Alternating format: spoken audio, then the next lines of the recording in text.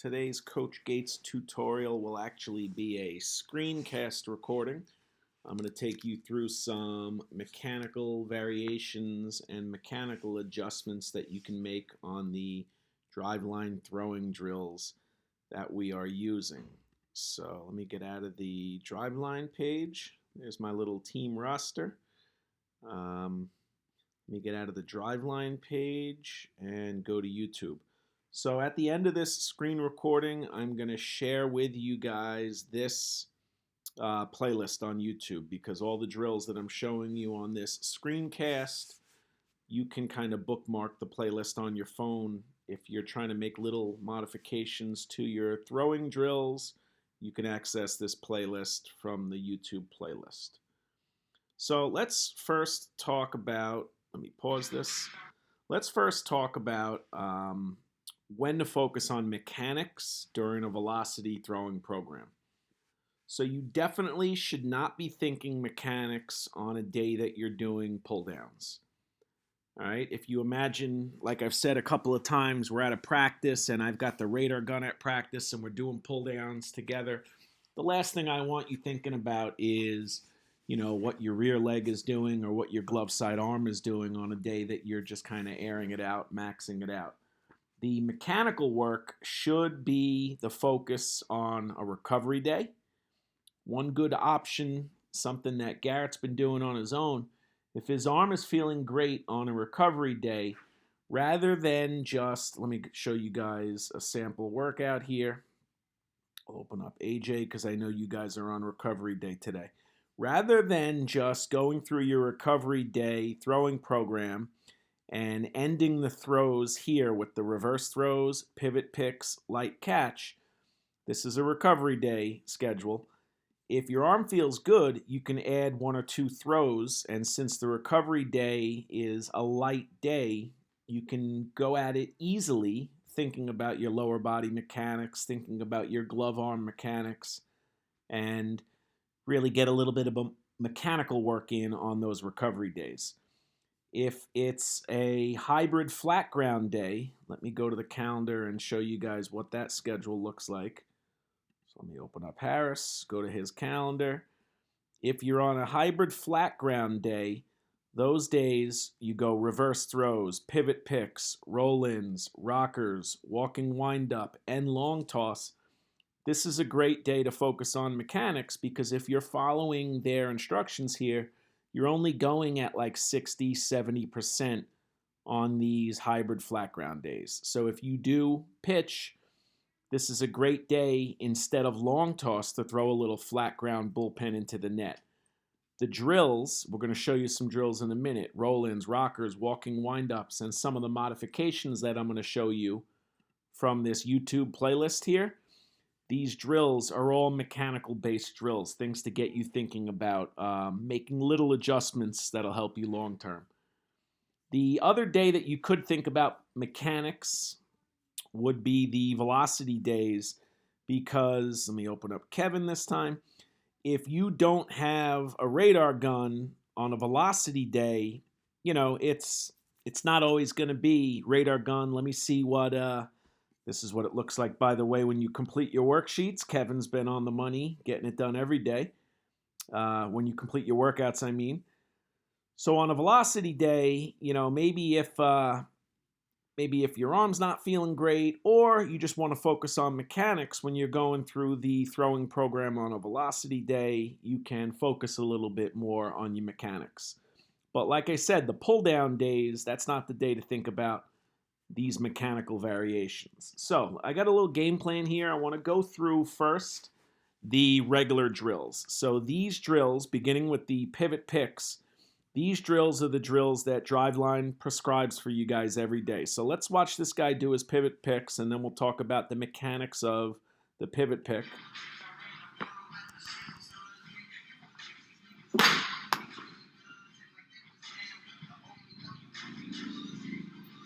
All right, so one of the things you'll notice, and I love this, he's holding a weighted ball in his glove arm. All right, by holding a weighted ball in your glove arm, you feel your front side a little bit more. That's a good coaching cue to help a guy get his front side closed a little bit. If we could see his view from behind while he's doing this pivot pick, you'll notice that that front arm gets closed. And the other thing that the pivot picks are good for, as you rotate the upper torso, you should be getting the ball right up into the throwing position. He's using a short arm action because the pivot pick is done with heavier balls. You don't want to have a long arm action in the pivot pick. For you guys that play catcher and infield, the pivot pick is a great drill to practice the short arm action that an infielder or a catcher uses. For you guys that pitch, like Matt Malone comes to mind, sometimes if you get a little too long in your arm action, it affects things like your breaking ball. It might even lead to some extra stress in your shoulder or your elbow. So guys that stay connected, like when hitting, guys that stay connected definitely use their body in a more efficient way. And I don't want to tell anybody to change their arm action, but it's definitely benefits to practicing shorter arm action, and then you blend in when you get on the mound what you've practiced. Biggest thing to think about with mechanics is your body is trying to transfer the force to your arm. Your arm is not the only thing throwing the baseball. All right, let's go to drill number 2, the roll-ins.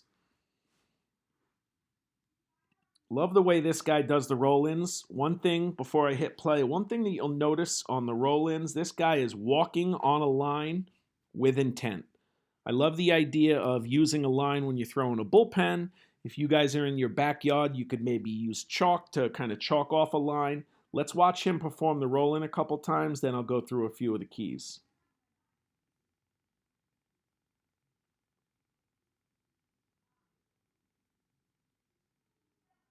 All right, I'm going to back it up and go to this angle here.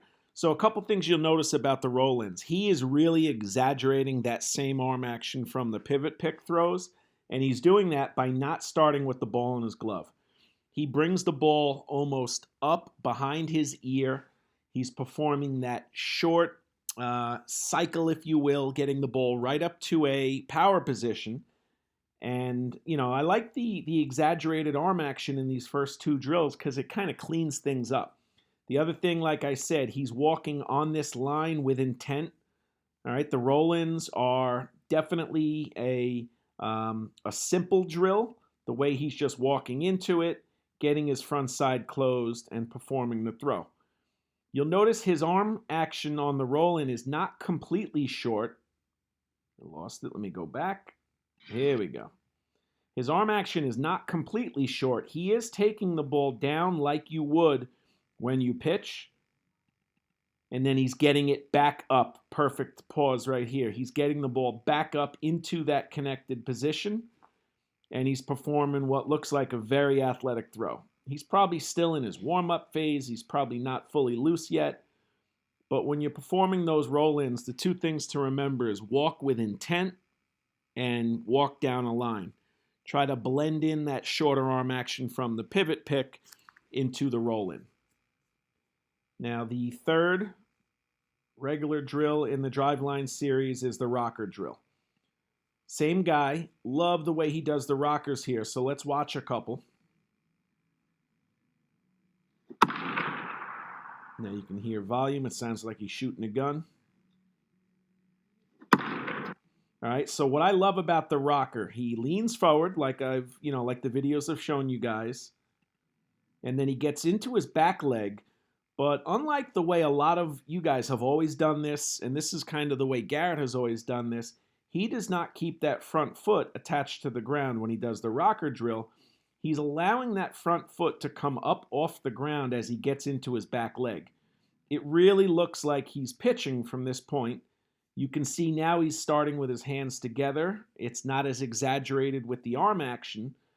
And by allowing that front leg to release as he gets into his back leg, he is using his lower half the way you use your lower half when you get down the mound. And he's finishing, he's at 70 or 80% here, but he's finishing like a pitcher. That's a great variation to the old school rocker drill where you would keep both feet attached to the ground. Try this the next time you throw. All right, let's finish up with the walking windups. When I see walking windups, I think controlled chaos. All right, he's walking again with a lot of intent, but he's getting ramped up a little bit. If this was a velocity or a radar gun day, this is one of the drills that the coaches would radar gun. One thing you'll notice, he is using that line again, but he's coming in on a bit of an angle. So let me hit play and let you guys see this. His back foot touches that black line, but he gets there from an angle. Love the way he does that. And he's got his hands together like you would when you pitch. One of the things about the walking windup, he's standing there like he's on the rubber in the full windup. He takes just a couple of steps. Left, right, go. And he's delivering a fastball down that line with intent. So the walking windup is similar to the way he does the rocker. He's kind of getting into his back leg. He's up off his front side. And he's getting down the imaginary mound. So those are just some reminders on the basic drills. The next thing I want to do is show you guys some variations. So, raise your hand if you don't like doing rockers. I have my hand up, okay? Garrett hated the rockers. That was always the drill that he felt awkward doing. So I found this one online, and he now does the step backs instead of the rockers. So check out how it's a little different. Step back could also be done as a jump back. Instead of the rock forward, you take that step or jump back, you get into your back leg, and you pitch. He's a little bit more athletic in the way he's finishing the delivery.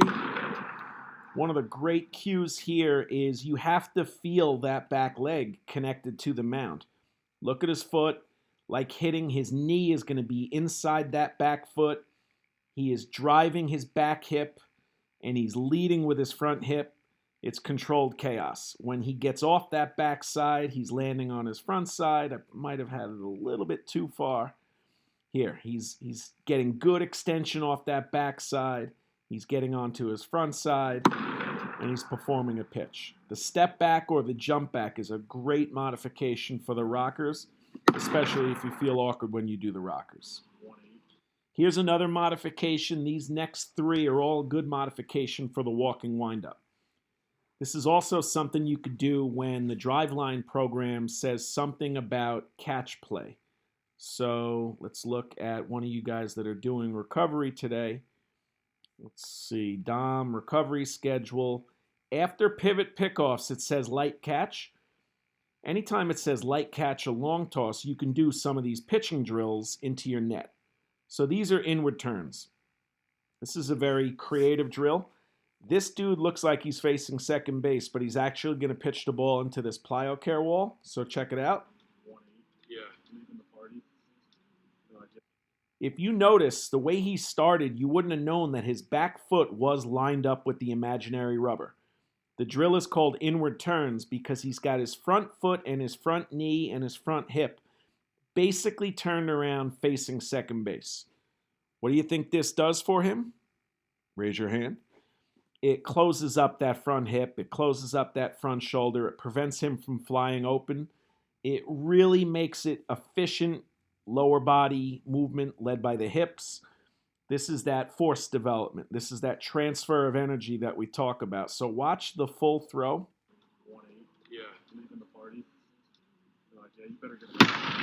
He's pitching like you would normally pitch. He's just starting in a very awkward position. So it's an inward turn of the front foot.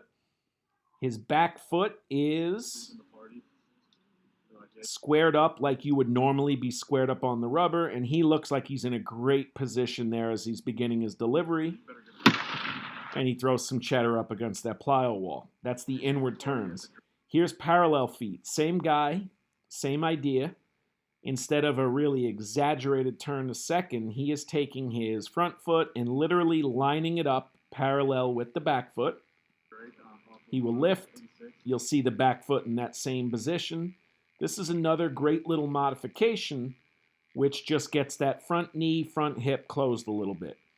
I know most guys like to keep that front foot closed from the back foot. This exaggerates it a little bit. So this one's called parallel feet. Again, some lefty gas from that position. And then the last one, I love this as a modification for walking windups. They call this facility PRP Baseball. They have a great YouTube page. They're worth a follow. Check them out on YouTube, PRP Baseball. This guy is doing a drill that they call Bowers. It's nicknamed Bowers because of the way Trevor Bauer starts his delivery from the full windup. So watch the way he starts, as if he already took his step back and turned his foot onto the rubber. We'll go from the beginning.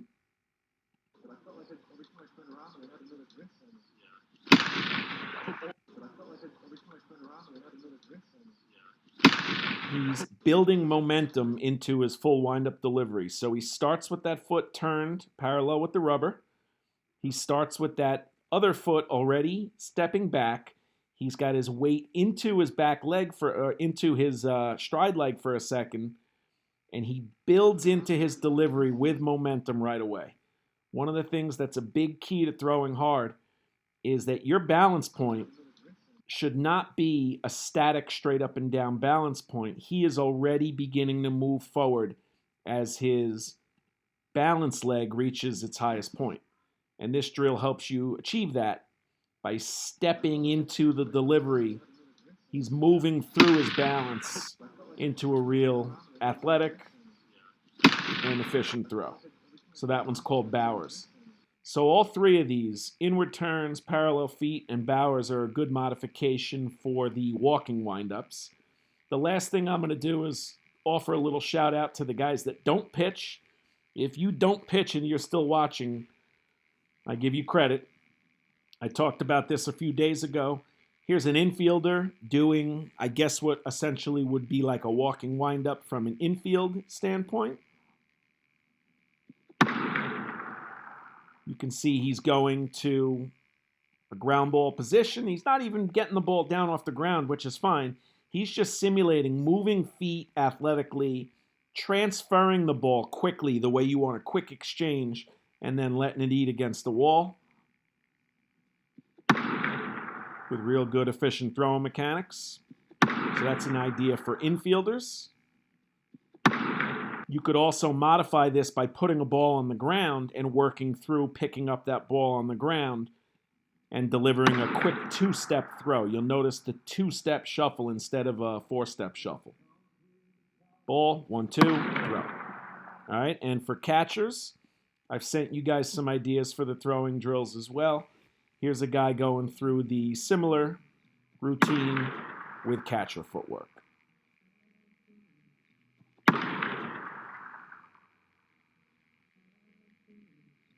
All right, so all these ideas are to help you think a little bit about the mechanics, maybe clean up your movements when you're doing the driveline throws. So when I send you this playlist, take a look at what you got. You got the 4 basic driveline throws in order: pivot picks, roll-ins, rockbacks, walking windups. And then the next few, 5, 6, 7, 8, they are modifications that you could use. Step backs are a good replacement for rockers. And then you got the inward turn, the parallel feet, and the Bowers, which are good replacement for walking windups or even for a flat ground bullpen day. Infielders and catchers, you got some ideas here. Outfielders, I didn't have a short little PRP baseball drill for the outfielders, but instead of infielder footwork, you would basically just build in with your pro step, the way you're going to step behind and shuffle through a ground ball from the outfield. All right, next time you hear from me, I'm going to send out information about sending me videos. I want to not only analyze your pitching delivery, I want to analyze some of these driveline throws to see if you're blending and, building these driveline throws into what essentially should become a clean delivery, a strong delivery. And like I said, you're throwing a baseball with your body. Your body's transferring force to the arm. It's not the other way around. It shouldn't be all arm. And, you notice all these guys, they look like college or even minor league type guys. You don't see huge, long arm swings in their delivery. You see efficient arm action. Let me find that lefty. I like the way he throws the ball. Same thing here. I'm sure he's going to get the ball out of his glove. but he's got a pretty small arm circle the way he gets the ball out of his glove from a down position. He gets the ball up pretty quick. You don't want your arm long and extended for too long in the delivery. If you take the ball out long, you want to get up into this connected arm position fairly quickly. It's going to help you stay on top of fastball, changeup, curveball, and it's going to help keep your arm healthy. When your body transfers force to the arm, it helps protect the arm. All right, guys. Hopefully you enjoy this. Hopefully it's helpful. I will be back in touch in the next day or two, and get out there and work hard.